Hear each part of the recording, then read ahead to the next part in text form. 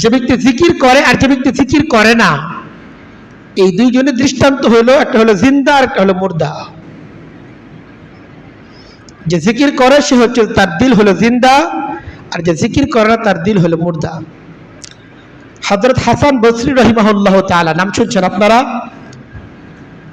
অন্যতম শ্রেষ্ঠ একজন তাবিঈ ছিলেন হযরত হাসান বসরি রাহিমাহুল্লাহ তাআলা।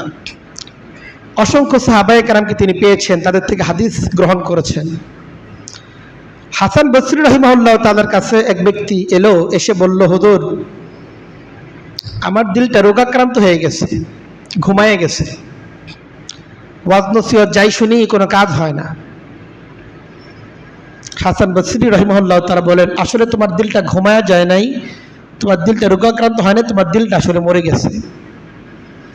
তোমার দিল যদি অসুস্থ হইতো, উলামায়ে কেরাম যখন আলোচনা করেন, তখন কথা বলেন, ওয়াজ নসিহত করেন, এগুলো তোমার যে ঔষধ ছিল, ঔষধ খাইলে তুমি সুস্থ হওয়ার কথা, ওষুধ খাচ্ছ এরপর তুমি সুস্থ হচ্ছ না, আসলে তুমি ওষুধের উপযোগিতার মধ্যেই নাই, তোমার দিল আসলে মরে গেছে, এইটা জাগ্রত হওয়ার কোনো সুযোগ নাই। ওষুধ খাচ্ছে তো বোকাত হচ্ছে না, তো ক্যান্সার হয়ে গেছে, কেটে ফেলতে হবে, অথবা মৃত্যুই তার চূড়ান্ত পরিণতি, আর তো আরোগ্যের কোনো পদ্ধতি নেই। এই জন্য এত সংকটময় পরিস্থিতি আসার আগে নিজেদের সতর্ক হইতে হবে।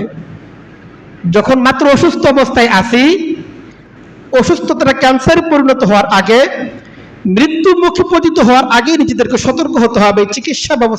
চিকিৎসা নিজেদেরকে নিতে হবে। আর এই চিকিৎসা আছে হলো জিকিরের মধ্যে আছে।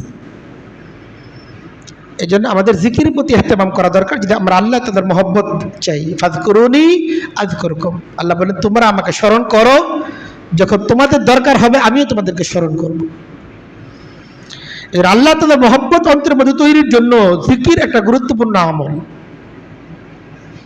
আমাদের কোনো কিছুই যেন আমাদের জিকিরের পথে বাধা হয়ে না দাঁড়ায়। সকাল সন্ধ্যা নিজেদের জিকিরের একটা আমল নিজেদের প্রতিদিন আমাদের মধ্যে থাকা চাই। প্রত্যেক ফরজ নামাজের পরে কিছু জিকির নিজের মামুলাতের মধ্যে থাকা চাই। আল্লাহ বলেন, ইয়া আইয়ুহাল্লাযীনা আমানু, ঈমানদাররা, লা তুলহিকুম আমওয়ালুকুম ওয়ালা আওলাদুকুম আন যিকরিল্লাহ। তোমার ধন সম্পদ, তোমার পরিবার পরিজন, এগুলোর জন্য আল্লাহ তাআলা জিকির থেকে তোমাকে গাফিল করতে না পারে। ওয়া মান ইয়াফআল যালিকা ফাউলাইকা হুমুল খাসিরুন।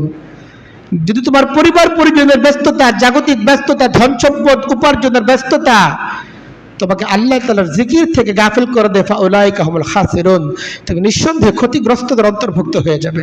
আর এই ক্ষতিটা এমন ক্ষতি, যেই ক্ষতির পরে আর লাভবান হওয়ার কোনো সুযোগ নাই। আখিরাতের মুআমালায় যদি একবার কেউ ক্ষতিগ্রস্ত হয়ে যায়, হাসরের ময়দানে তার রিপোর্ট জানাতে হলে আপনার ব্যবসায় তো লস হয়েছে, এই ব্যবসা ঘুরে দাঁড়ানোর সুযোগ কি আর আছে? হাসরের ময়দানে যার ব্যবসার ফলাফল সামনে চলে আসবে যে তার ব্যবসার লাভ হয়েছে বা লস হয়েছে, এটা আর কোনোদিন একটা ক্ষতিগ্রস্ত ব্যবসা, লোকসানের ব্যবসা কোনোদিন আর লাভের মুখ দেখতে পারবে না।